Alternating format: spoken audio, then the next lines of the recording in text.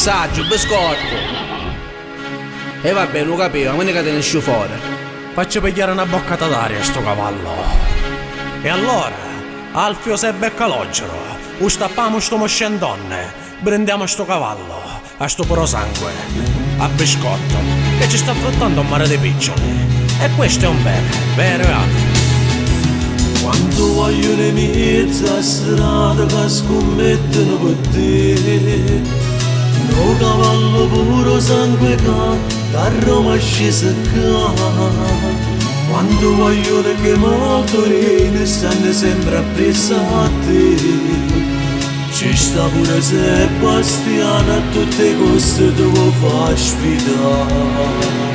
Tu sei un vero combattente, un puro sangue combatte, tu non tieni mai paura, gente orgogliosa di te. Quando mai stridere tu, se c'è russo innanzi a te, con mano fulmine. Tu sei un vero puro sangue combattente come te, coppa strada sei il migliore perché tu puro sai, tutta la gente ti va bene. Biscotto sei il migliore. Di Martino, ho puntato 3.000 euro sul russo e vediamo come va a finire. Alfio, e che minchia sei tu? Per decidere sopra quale cavallo si deve puntare? Qua lo decido io.